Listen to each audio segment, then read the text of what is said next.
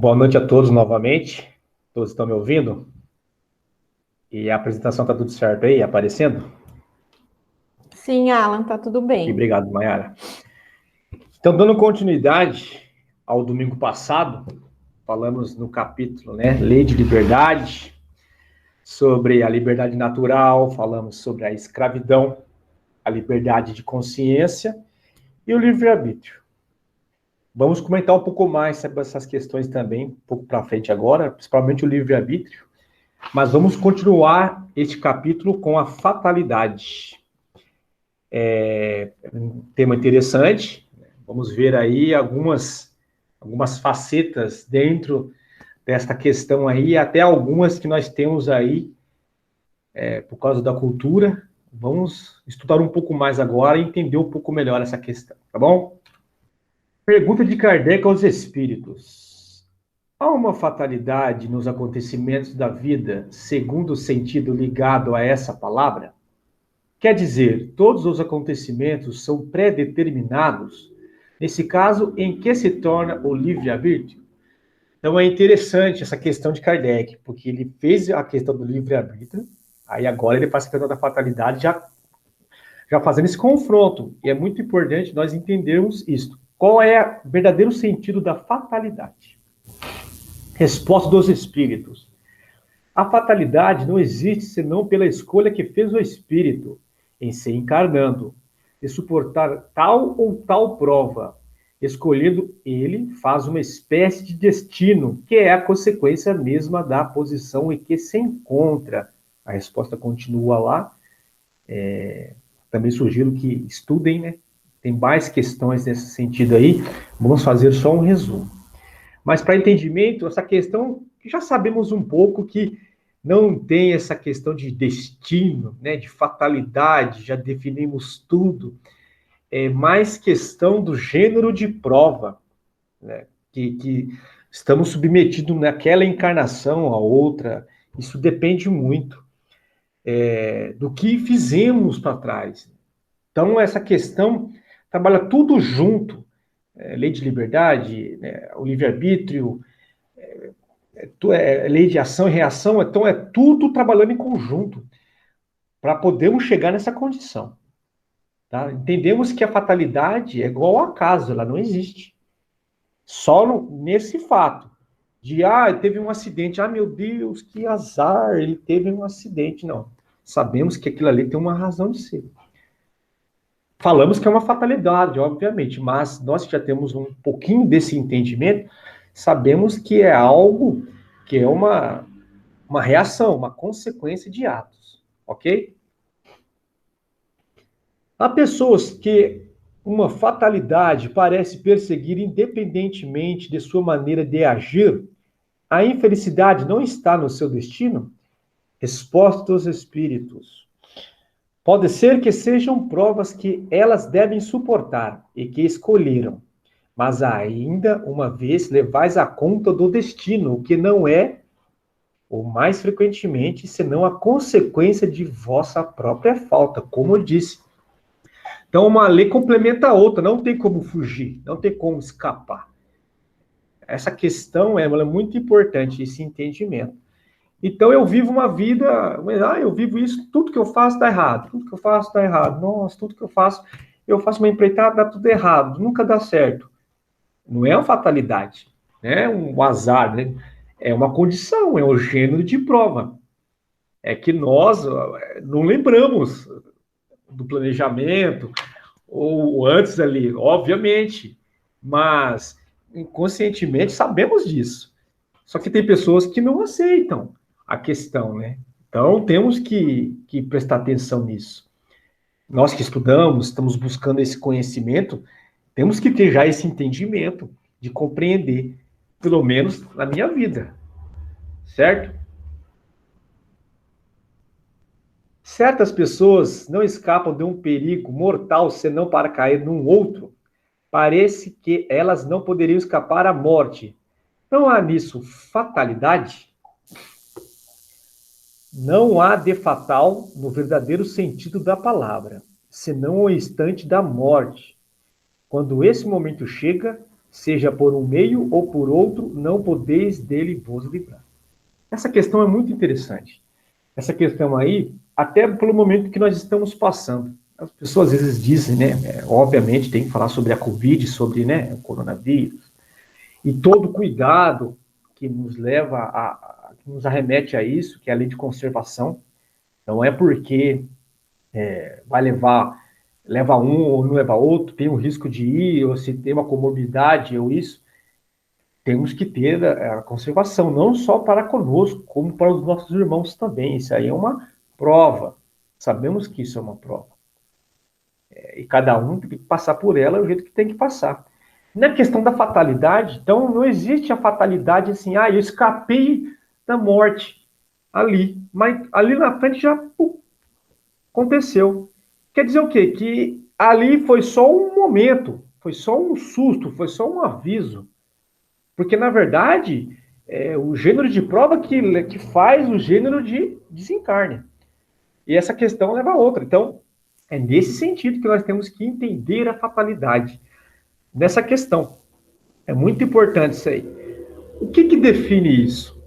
Essa questão da morte. É o gênero de prova. Mas uma pessoa está tudo errado. Uma pessoa, Alan, nasce naquele meio ali, agora a Elaine comenta comigo, né? Mas nasceu naquele meio lá que não tem nada, as pessoas não ajudam, os pais não ajudam.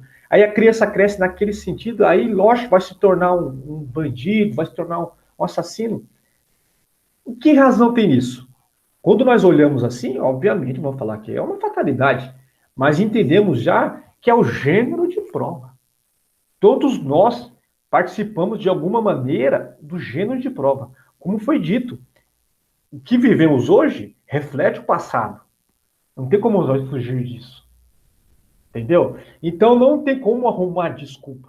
Mas Alan, por que a pessoa escolhe então viver nisso? Viver com esse tipo de prova? Certo? Fatalmente é mais fácil ele sucumbir do que ele ter êxito. Mas é a escolha do espírito. É na onde entra o livre-arbítrio também. É aí que está. É mediante, sempre junto com as leis. Então o espírito ele quer provar naquilo. Se ele errou lá atrás, sucumbiu nesse sentido, ele vai querer passar. Por mais que as chances de sucesso sejam pequenas, um monte de prova de expiação, mas se tem uma chance de ele ter sucesso, ele vai tentar. É um mundo de provas e expiações. Quantos de nós, até nós mesmos, já sucumbimos já em outras provas, em outras existências? Então, fica uma lição, fica um aprendizado. Todos nós estamos inerentes a essas leis, a essa condição. Então, a fatalidade ela não existe na questão do acaso, do sorte ou azar. Fatalidade é só no momento da morte do corpo. É só isso. Só podemos falar que é fatalidade no momento que desencarnamos. Só. O resto, mediante a vida, consequentemente, é ações. É referente ao gênero de prova e ações. Outra coisa também, mas tudo, perguntar, mas tudo então que acontece na nossa vida, tudo está programado. Tudo está programado? Não. Nem tudo está programado. O gênero de prova é a programação. Nossa, o que nós vamos passar. Você vive uma vida louca. Trabalha 20 horas por dia, não dorme, fica aquela loucura, você trabalha em 2 empregos, corre para lá, corre para cá, anda de carro e passa um sinal vermelho e tal, e acontece um acidente, você fica lá em cama. Mas você está no gênero de prova? Não, às vezes não está no gênero de prova. Olha a vida que você está levando. É necessário isso? Às vezes isso é só um aviso. É só um aviso que, olha, presta atenção no que você está fazendo com a sua oportunidade. Você precisa realmente disso? Então temos que saber enxergar as coisas. O gênero de prova, sim, está no escopo do espírito.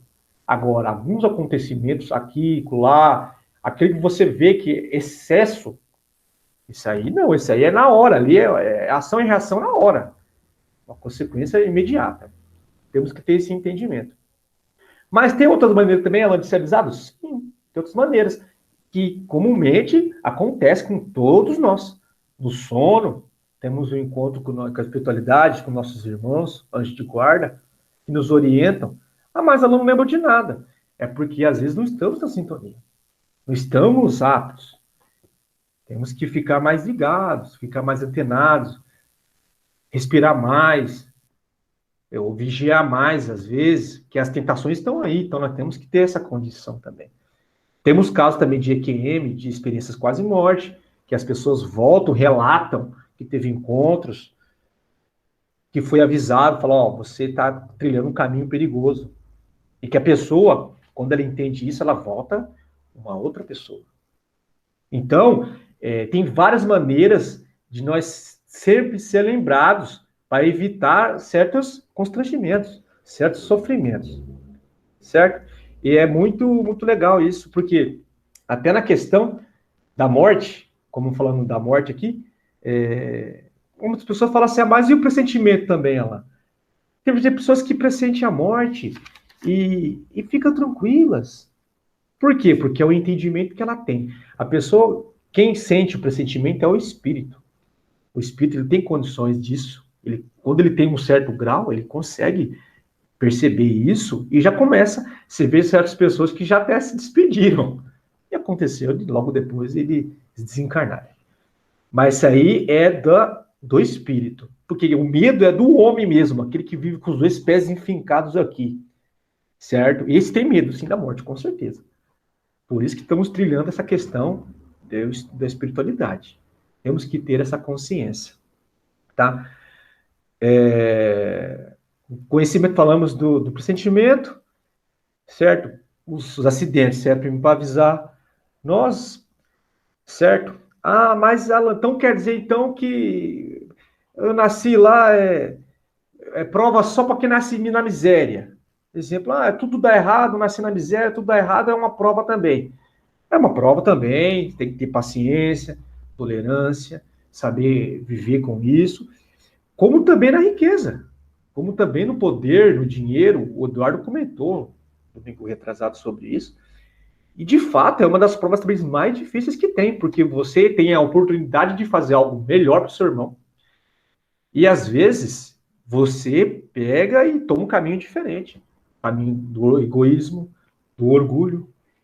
Então, temos que ter muita consciência disso. O gênero de prova é sempre para nos melhorarmos. E sempre tem a ver com o nosso passado delituoso. Sempre vai ter. Porque não tem como nós atingir virtudes, ter algumas virtudes, sendo que não temos que provar aquilo que nos peca, daquilo que nos pesa ainda. As nossas más inclinações, né? Temos que eliminar elas. E como fazer isso? Com provas dentro daquilo que mais nos pega. Então, se nós observarmos a nossa vida principalmente, sempre você vai ver que sempre vai pegar naquilo que é seu calcanhar de Aquiles. Mas agora que nós temos a consciência, isso que é importante. Quando nós temos a consciência disso, nós já se prepara, nós já se fica preparado, já sabe como agir, não agir como outrora, certo? Na rebeldia dos sentidos. Agora, com consciência, sim, nós conseguimos extrair o melhor de todas as oportunidades. Certo? Eu vou dar um exemplo aqui, que eu acho que todo mundo já ouviu falar sobre isso, mas é interessante eu comentar isso aí, para nós termos uma ilustração de como funciona essa questão da vida, da encarnação, como você vive, como você desencarna, o gênero de desencarne. É muito interessante isso, para podermos entender isso, como é que funciona, tá? Todo mundo acha que já viu o caso do João Hélio, né? Eu vou comentar aqui, vou falar aqui, aí nós faz um comentário breve, tá? O menino João Hélio morreu de forma trágica em 2007, vítima da brutalidade de bandidos que o arrastaram por 7 quilômetros pelas ruas do Rio de Janeiro, preso ao cinto de segurança. Recentemente, uma emocionante psicografia enviada pelo menino trouxe força para seus pais superarem o luto. A mensagem: nasci na Gália no ano de 22 a.C. e desencarnei na Líbia no ano 20 da era cristã. Fui oficial da Legião dos Leões que estava na Líbia, Núbia. Como governador de Alcatrim, me comprazia atrelar na minha biga, puxada por 2 cavalos velozes, crianças, homens, mulheres, novos e velhos, que eram puxados através da estrada seca e pedregosa daquela região da África. Os corpos se despedaçavam e eu era exaltado pelos meus pares. Morri em combate com tropas egípcias e me deparei em uma região de trevas profundas. Talvez uma caverna, muitos gritos e rostos aterradores me esperavam. Fui levado a um estado de total animalidade por 1500 anos, quando os servos de Maria me resgataram. Sendo levado a outro plano, fui aos poucos tendo meu espírito reajustado, minha mente normalizada e meus pensamentos corrigidos. E compreendi os horrores que cometi. Que tristeza, Deus! Por 300 anos permaneci em preparo para a reencarnação e pedi a graça de receber para desencarne o mesmo destino dado por mim aos outros. No ano do Senhor de 2001, após busca incessante por quem me recebesse como filho, um casal tiranizado por mim aceitou. Reencarnei. Agora, em comoção generalizada como irmão Joãozinho, desencarnei e agradeço ao Pai ter me atendido, dando destino igual a que dei às minhas vítimas. Estou em paz, estou na luz. Resgatei um pouco do meu passado, outros momentos virão. Confio em Deus. Titus Aélios. Mensagem psicografada de João Aurélio no Centro Espírita Leon Denis, Rio de Janeiro, que ele frequentava com os pais. Lembremos sempre que nada é por acaso. Rui Fernandes Morgado. Esse fato é muito interessante. Quando surgiu, também me marcou muito.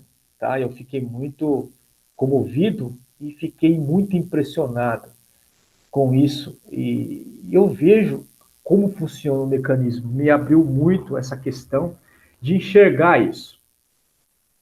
Certo? Então, é peculiar a cada criatura. Cada irmão, todos nós temos a consciência, não tem como fugir dela. Aqui nós falamos, eu não quero voltar para cá. Eu não vou. Mas quando retornamos à pátria do Espírito, a consciência é diferente. A ideia é diferente. Nós realmente nos enxergamos quem somos e ficamos até envergonhados. Olha como nós podemos perder uma reencarnação. Olha quanto tempo. Então é muito interessante observar isso e entender isso. Certo? Conhecimento do futuro. O futuro pode ser revelado ao homem? Resposta dos Espíritos. Em princípio, o futuro lhe é oculto e não é senão em casos raros e excepcionais que Deus permite a revelação. Com que objetivo o futuro está oculto ao homem? Se o homem conhecesse o futuro, negligenciaria o presente e não agiria com a mesma liberdade, porque seria dominado pelo pensamento de que, se uma coisa deve acontecer, não tem que se ocupar dela, ou então procuraria dificultá-la. Deus não quis que fosse assim, a fim de que cada um concorresse para a realização das coisas, mesmo as quais gostaria de se opor. Assim, tu mesmo frequentemente preparas, sem desconfiar disso, os acontecimentos que sobrevirão no curso da tua vida. Então, obviamente, não podemos saber o futuro. Né? Quando é bom, você quer saber. Né? A questão é, quando é bom, eu quero saber. Né? Mas e quando não for tão bom, e aí? Não é verdade? Se dá o mesmo com a regressão. Muitas pessoas alegam que querem saber o passado para poder planejar o futuro. Né? Já fazemos isso, mas lá, né? Na espiritualidade, com mais consciência. Agora aqui, nós estamos envolvidos, nós estamos no meio dessas tentações, das coisas, desses vícios, né, do homem aqui. Então é difícil você escolher, é difícil você, às vezes confundimos o que é bom e o que não é bom para nós. Aqui, lá já é um pouco diferente. Lá nós já entendemos o que é bom para nós. Então as pessoas querem saber, fazer regressão, fazer aquilo. Mas por que você quer saber do passado? É a mesma condição do futuro. Tem coisas que é bom nem mexer lá no passado, que não é bom nem lembrar, porque vai desandar tudo. Então também não é permitido.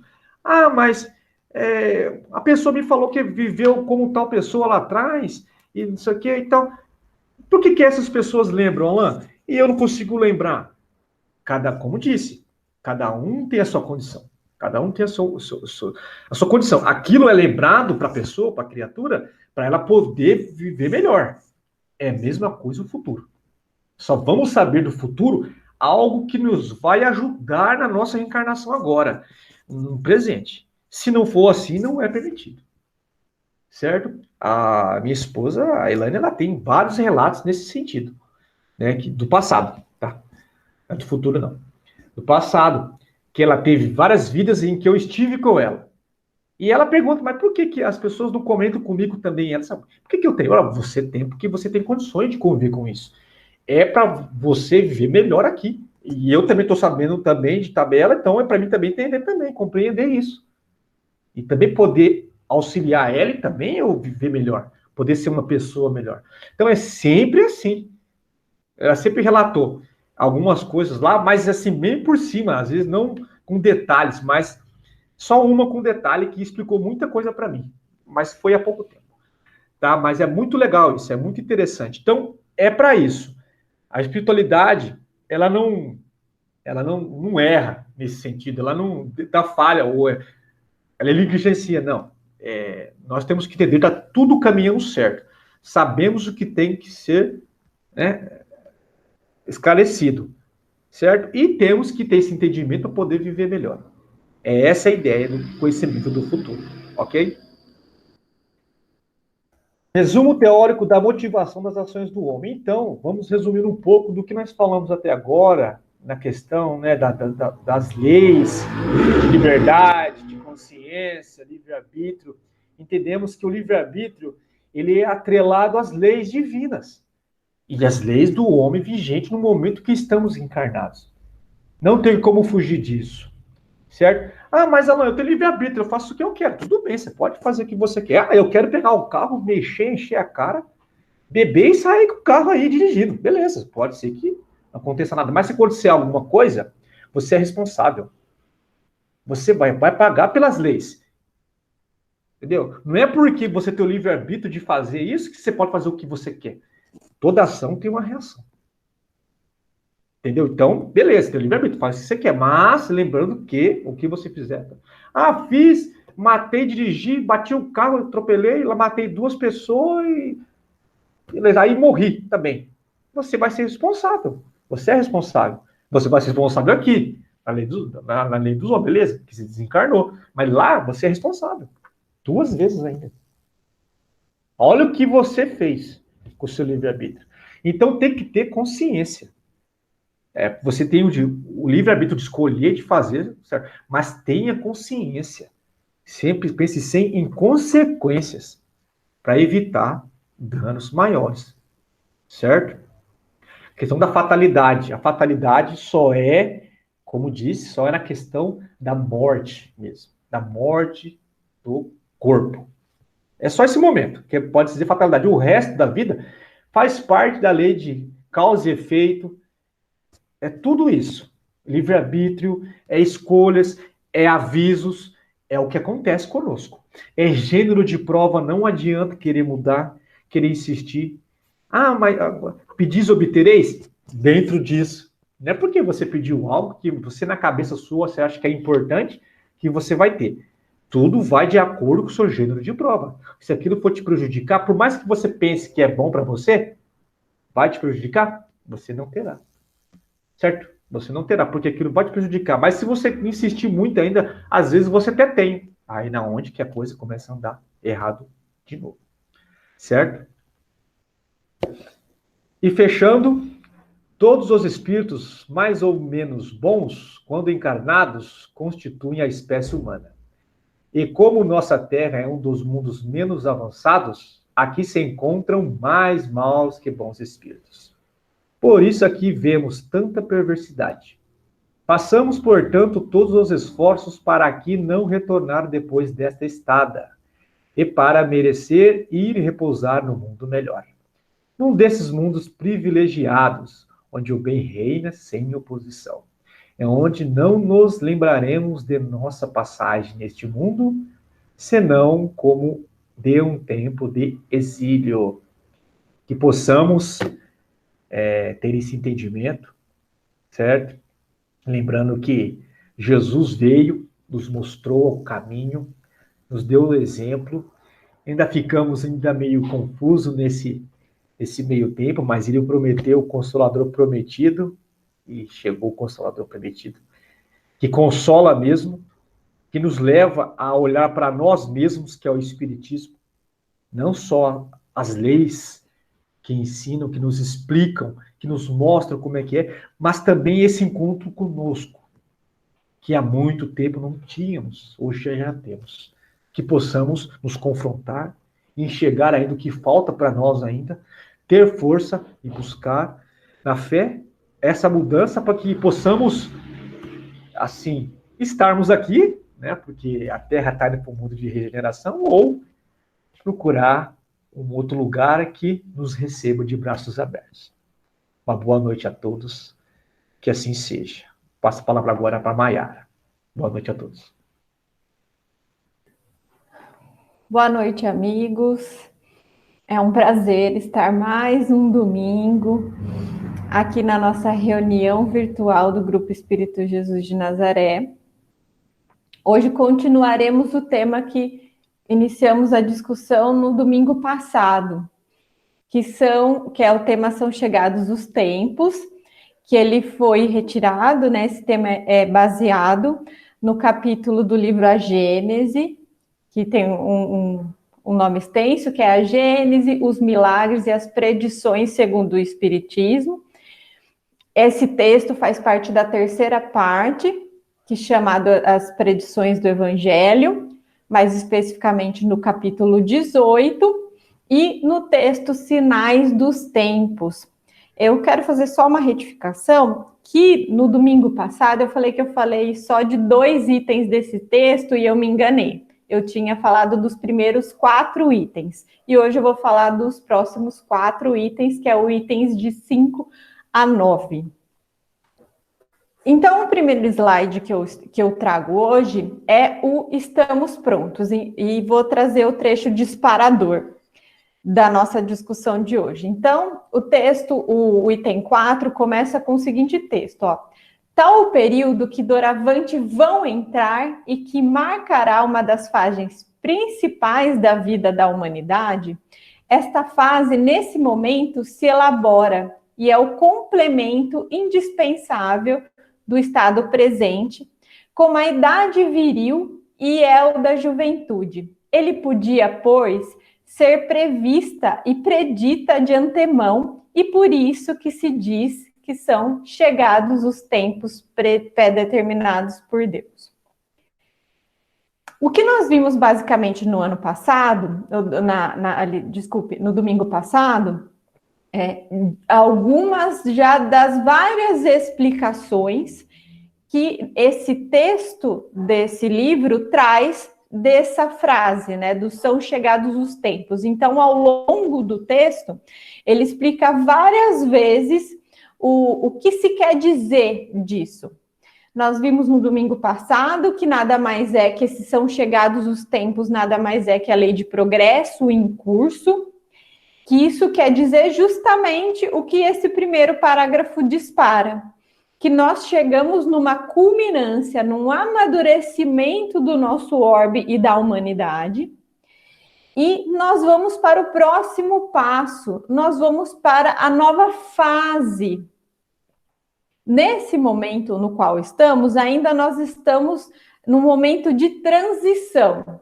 É como se fosse uma pré-adolescência ali, enquanto nós não temos mais aquele comportamento tão infantil, nós buscamos novas ideias, novos comportamentos e novos interesses, mas ao mesmo tempo nós contrabalanceamos com alguns desses comportamentos infantis. Então nós estamos nessa fase onde nada é muito bem definido. E o texto ilustra de forma muito brilhante para que essa analogia entre as fases do desenvolvimento humano também explique as fases do desenvolvimento do orbe. Então, nós estamos deixando a infância da nossa humanidade, estamos caminhando para essa juventude viril, essa juventude forte, essa juventude que vem regenerar. Então, esse processo do amadurecimento da Terra, né, que nós vamos passar dessa infância evolucional do homem, que é marcada pelas sensações, como o próprio texto diz, agora que nós vamos caminhar para o desenvolvimento para essa juventude, que é nada mais que baseada na era dos sentimentos. Esse é o passo de liberdade no qual Jesus se referiu. Então, nós não seremos mais reféns das nossas emoções e das nossas sensações. Nós vamos passar, à medida que nós estamos amadurecendo como humanidade, para uma fase de decodificação dessas emoções e sensações.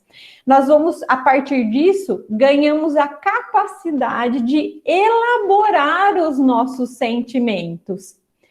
E quando nós entendemos as sensações e conseguimos elaborar os sentimentos, a humanidade vai conseguir lidar com eles. E é essa liberdade que Jesus se refere, porque nós não mais reagiremos.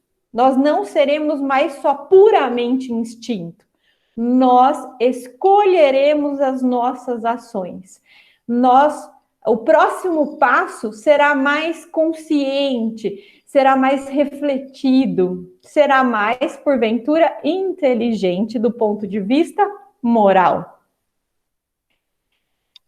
Nesses tempos, porém, lembra que lá no domingo passado nós falamos que tem vários movimentos de mudança da Terra, um que é sensível, veio ao longo de eras, né? Ao longo de milhões e milhões de anos, e alguns são mais contundentes, né? São mais expoentes. Esse momento de transição, ele já não se trata dessas mudanças tão diferentes em cada parte do orbe. O texto já se refere dessa mudança que já é mais global, que vai juntar todas as nações da Terra num movimento só. Então, a mudança já não vai ser mais parcial, já não vai ser mais em relação àquela ou a essa nação, ou limitada a cada região. Vai ser esse movimento universal para o progresso moral. Isso explica de forma muito interessante esse período pandêmico ao qual estamos. Durante a reflexão desse texto, eu me perguntei qual seria o outro motivo que nos reuniria numa caminhada só. Se eu não consegui conceber, se vocês conseguirem, eu peço para me trazer aí para a gente debater e discutir. Mas a pandemia justamente nos colocou na mesma caminhada, nos mesmos objetivos, na mesma condição entre nações. Então, isso deixa muito claro, né, de que nós estamos, enquanto orbe, todas as nações estão estão nessa fase de transição e caminhando para essa transformação, para o mundo de regeneração. Certo. O próximo passo. Então, se nós estamos num período de transição, para onde nós estamos indo? Então, vamos ao trecho que nós vamos tratar disso. A humanidade tem realizado, até o presente, incontestáveis progressos. Os homens, com a sua inteligência, chegaram a resultados jamais alcançados, sob o ponto de vista das ciências, das artes e do bem-estar material. Resta-lhes ainda um imenso progresso a realizar, o de fazerem que entre si reine a caridade, a fraternidade, a solidariedade, que lhes assegure o bem-estar moral. Esse é o nosso próximo passo. Quando a nossa caminhada para esse mundo de regeneração e o cerne da humanidade durante este período de regeneração será a nossa depuração moral. Será esse o objetivo principal, que é nos tornarmos seres mais caridosos, mais solidários, mais interligados com o bem do próximo, com o amar ao próximo. Apesar de tanto avanço do ponto de vista tecnológico e da humanidade, nós podemos pensar aí que nos últimos 500 anos nós tivemos um estopim de modernidade, e nos últimos 100 anos ainda mais, que veio a era tecnológica, do qual nós tivemos uma evolução tão grande que ela não se compara a qualquer outra era da humanidade. Mesmo com tudo isso, ainda o homem se perde, ainda o homem se questiona, ainda as respostas filosóficas não são encontradas. Por mais que eu esteja numa encarnação com grande aporte financeiro, com grande aporte tecnológico, que eu tenha todos esses empréstimos divinos materiais, sempre nós nos questionamos em relação aos nossos sentimentos, às nossas emoções. Algo nos falta, algo não nos preenche. E é por isso que, de certo modo, mesmo considerando todo o bem-estar moral, produto da inteligência, tem que se compreender que ele é o passo, a base que nós precisávamos para ter essa busca, essa ânsia pela questão moral. Então, como que nós vamos chegar, né? Como que vai ser essa transição dessa questão material, da qual nós avançamos muito, para essa questão moral que esse texto destacado no slide pede, né? Que diz que é a tônica da nova fase da Terra.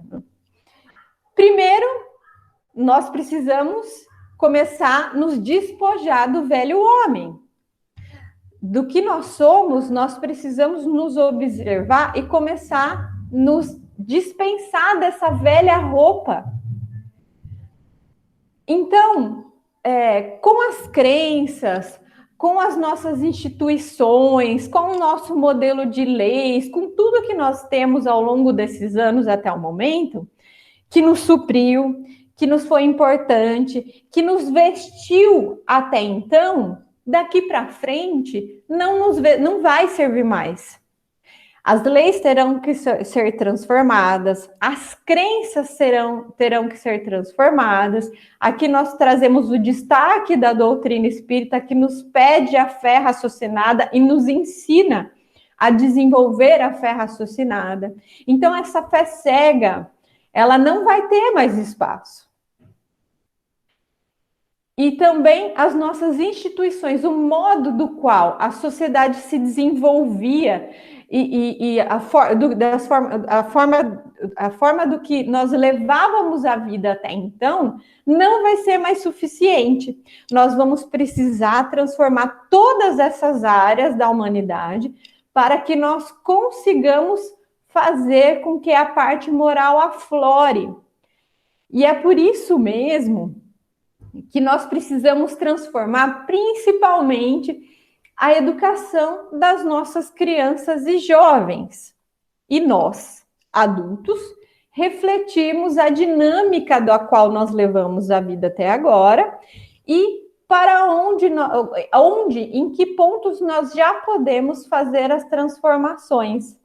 Para nós, adultos, realmente vai ser muito mais difícil, porque nós viemos habituados a toda uma dinâmica, a toda uma criação, a todo um desenvolvimento de ética ali no qual ainda é muito, muito ruim, muito primitivo. As gerações anteriores a essa que vem vindo agora, nós tínhamos pouco desenvolvimento de ética e da moral.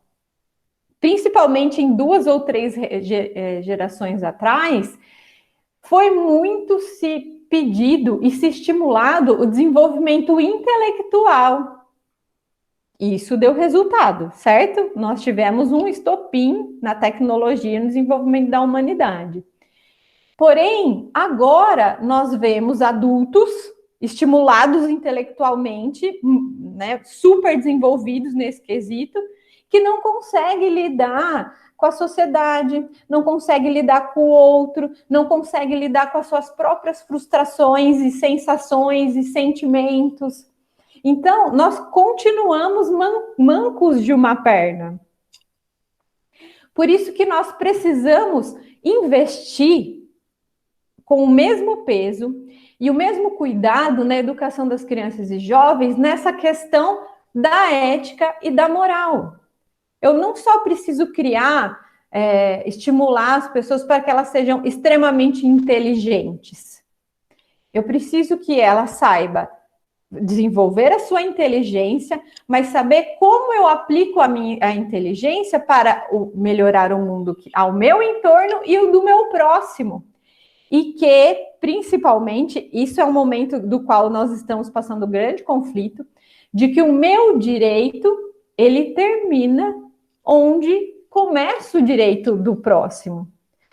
Até o momento, nós temos essa efervescência, né, de que nós sabemos muito dos nossos direitos, mas existe um adormecimento em relação dos quais são os nossos deveres. Até onde o meu direito vai e começa o do meu companheiro, ou do meu colega de trabalho, ou da pessoa que mora na mesma cidade, ou no mesmo país. Então, um dos primeiros quesitos que nós precisamos transformar para que esse mundo de regeneração venha o mais rápido possível é a questão da educação. E nós, adultos, nessa dinâmica de nos despojar das velhas vestes. Então, é o momento agora de nós elevarmos os nossos sentimentos e tentar diminuir ou até mesmo destruir tudo que supracite o egoísmo e o orgulho. Portanto, se a nossa dinâmica de vida é extremamente competitiva, se eu estimulo isso nas minhas crianças e os meus jovens que estão em torno, eu preciso rever. Não adianta que eu seja uma pessoa de sucesso se as pessoas ao meu entorno, se eu não conseguir atingir, melhorar a vida de todos ao meu entorno. Então, além do campo profissional, por exemplo, quem teve a oportunidade de ter um ensino superior, além de buscar rendimentos, além de buscar esse sucesso profissional, tem que também refletir qual que é o papel social dessa profissão. Para que ela serve para melhorar tudo que está em volta. Então, portanto, eu não devo me tornar um profissional só para eu ter rendimentos e sucesso financeiro. Eu preciso escolher a minha profissão baseada no que eu quero transformar no mundo, no que eu quero transformar na minha comunidade. Quem eu quero ser? Qual sal da terra que eu quero me tornar? E justamente por isso, esse momento de transição no qual nós caminhamos para esse mundo de regeneração, surgem novos desejos, novas aspirações no mundo, em nós, que são esse pressentimento de que nós estamos caminhando para algo melhor, para um estado melhor. Vamos ao próximo slide. Novos habitantes. A geração futura, desembaraçada das escórias do velho mundo e formada de elementos mais depurados, se achará possuída de ideias e de sentimentos muito diversos ao da geração presente, que se vai a passo de gigante. Bom, então, o texto já nos disse, né, que nós estamos indo a passos largos, né? Tudo que parece muito moroso do ponto de vista de nós encarnados, essa transformação vem vindo a passos largos. Então, os novos habitantes da Terra, nós temos ouvido falar já ouvimos falas do Chico, já ouvimos em fala do Divaldo, que existem muitos espíritos já com um cabedal superior evolucional que reencarnarão na Terra neste período para alavancar essas transformações. Já se falou que André Luiz reencarnaria, que Joana de Ângeles reencarnaria, e muitos outros pensadores e filósofos conhecidos da história. Então, o planejamento divino traz essas pessoas de volta, esses espíritos mais evoluídos de volta, para que eles nos ajudem a transformar as nossas atitudes, os nossos conceitos morais, as nossas concepções de sociedade, para nos levar para esse mundo de regeneração. Nós vamos saber identificar quem que é quem? Com certeza não. Com certeza não. Isso não será nem proveitoso.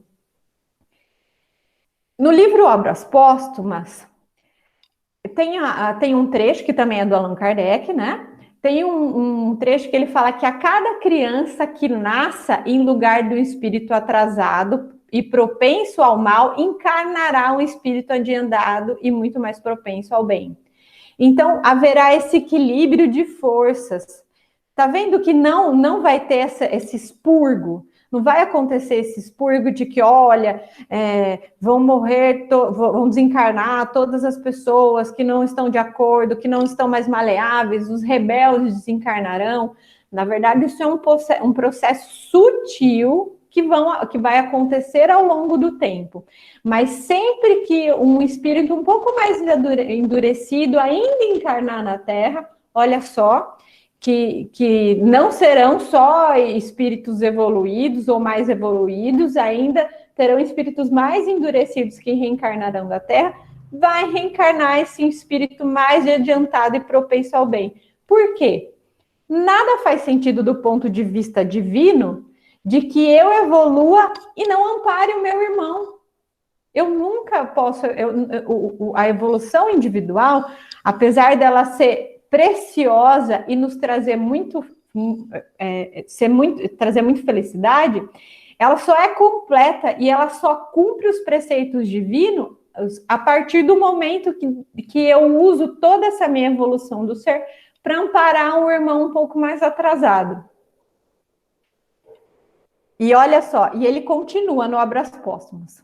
Não se comparar tão só a espíritos eminentemente superiores. Então, não vai só encarnar em espíritos mais superiores, né? Nós estamos falando de espírito puro ainda, tá?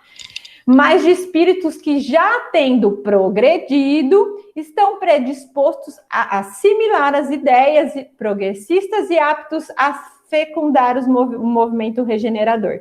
Então, nós não estamos falando nada de espíritos puros e talvez nem tanto de espíritos da classe dos bons.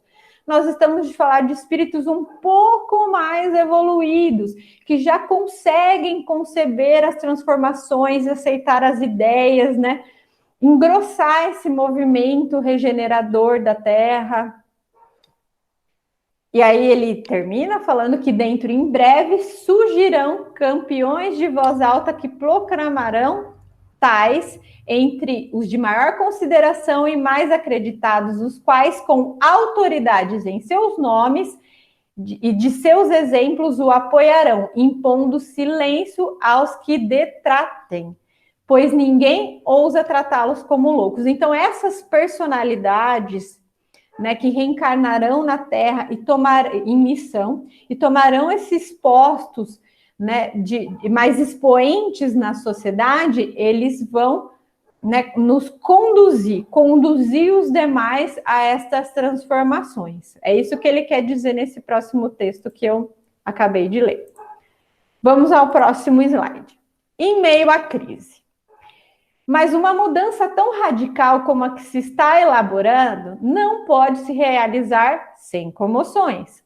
Há, inevitavelmente, uma luta de ideias. Desse conflito, forçosamente se originarão passageiras perturbações, até que o terreno se ache aplanado e restabelecido o equilíbrio. Existe alguma coisa que melhor exemplifique o nosso período atual, que é a luta de ideias? Olha, eu acho que é o retrato que mais fidedigno a esse momento. Acima do pandêmico, é a luta de ideias que já vinha vindo numa crescente antes, né, de surgir a pandemia, e agora, junto com a pandemia, essa efervescência parece fora de controle. Então, essas lutas de ideias, eles falam que vai surgir, e dessas, né, desses duelos, né, desses embates, que vão acontecer as crises, que vão trazer, né, os graves acontecimentos que serão os transformadores, né, serão agentes transformadores. E isso também traz e cai por terra aquele conceito cataclísmico de que a Terra vai se abrir, de que nós vamos ter alguma questão muito importante do ponto de vista da natureza que vai extinguir a humanidade. Então, esse conceito cai por terra quando essa afirmação de que é a luta de ideias, esse embate, esse arrochar, né, das nossas ideias, vai trazer, as crises vão vir daí, né, e as graves situações vão se originar daí. Esses efeitos cataclísmicos que, por um acaso, a gente vem trazendo ainda um pouco arraigado nessas ideias, eles aconteceram lá na formação da Terra, quando precisava remexer, nós falamos disso no domingo passado, para que, né, a Terra se ajustasse, para que as questões dos minerais, né, se acalmassem. Então, isso já aconteceu, não é mais tempo disso. A questão tecnológica ajuda nessa luta de ideias.